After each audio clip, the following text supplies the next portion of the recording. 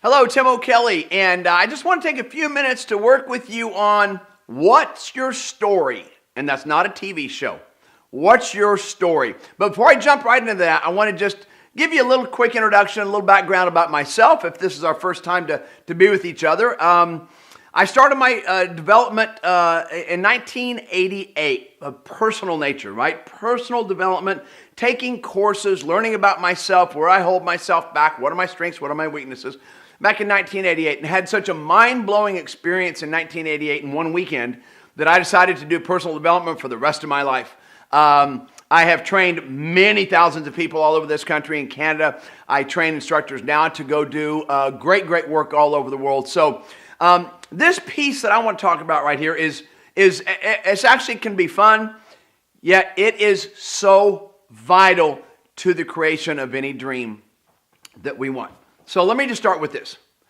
Whatever dream you have that has not been accomplished yet,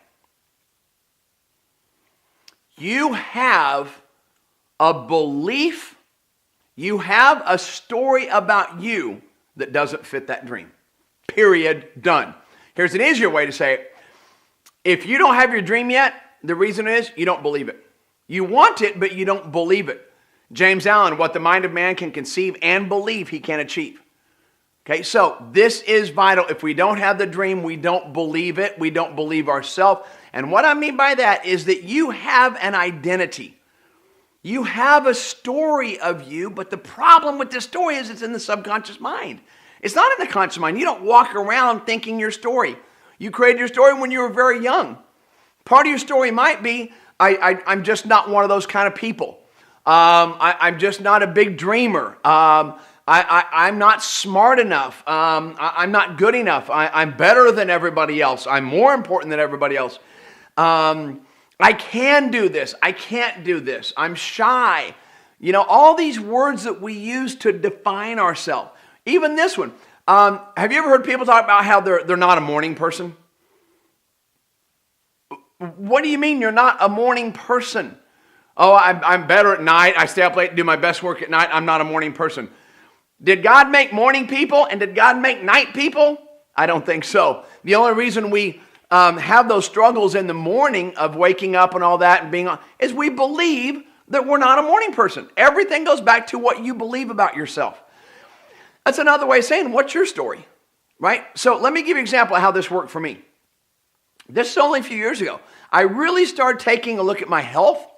And not so much right now because I'm pretty healthy right now, but I'm talking about my future now. I'm talking about when I'm 70 years old. I want to make sure I don't have any diseases. I don't want to have any autoimmune deficiencies. I don't want to have aphasia. I don't want to have Alzheimer's disease. I've got 2 young children right now that they're going to be out of high school and I'm 70. So I'm really looking at my health.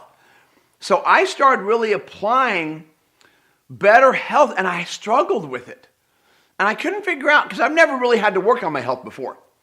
But now that I've gotten a certain age, I'm starting to be challenged. And so I'm fighting this. Like, I know I need to go to the gym and stuff, but I'm fighting it. I'm just too tired. I've got things going on. I'm really struggling.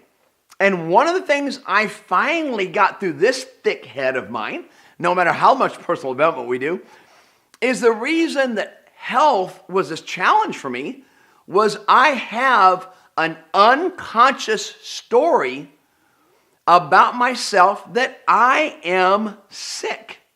Now see, but I don't walk around every day thinking I'm sick, because I don't. I'm not sick right now.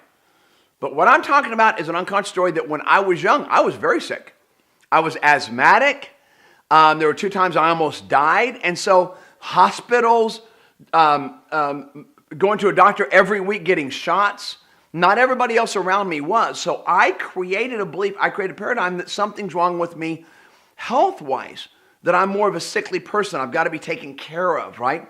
So now I've got this underlying belief about that. So now, 20, 30 years later, I want to really work on my health, but I'm challenged with it. I can't figure out why, because the belief I have about myself does not line up with the dream. So here's what this whole message is right here. Have a big dream. I mean, set a big one. Set one that you don't believe. Does that make sense? Set one you don't believe. Set one that you don't think you can do. That's a big dream. Have a perfect relationship. And I mean perfect means, arguing and fight. I'm not saying perfect is always happy, but having a great relationship. Not just settling for mediocre, have a great relationship. Travel, see the world, do what you want to do.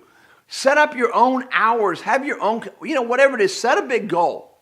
Then the first thing you really got to start working on is making sure that your story lines up with that dream. That's the personal development work. That's what we've got to do, because I've got to get my beliefs about me right now in alignment with that dream for me to ever have it. If you understand how the law of attraction or the law of vibration works, you'll understand that if my goal is up here and I'm down here right now, I've got to get myself to that same level to get that goal. So if I don't have it, I don't believe it yet. My mentality's not there yet.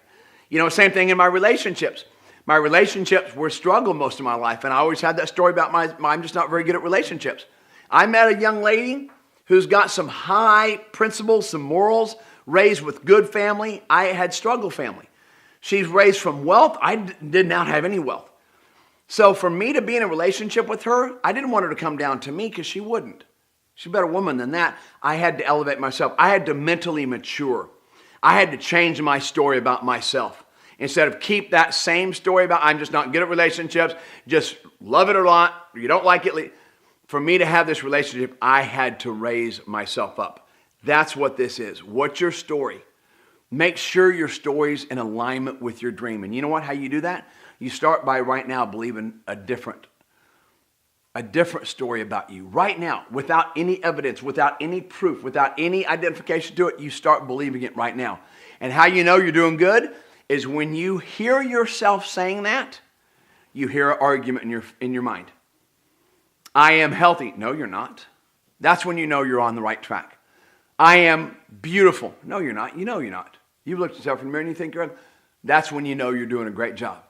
That's when you're starting to change your stories, when you have that argument, because everybody has a dream and everybody has a challenge. And what this work is how to overcome those challenges, how to navigate those challenges in a different way. So really start to take a look right now. What is your dream? What's your story? And elevate your story. Use this work. Use the technology to create a story that's in alignment with your dream. Thank you very much.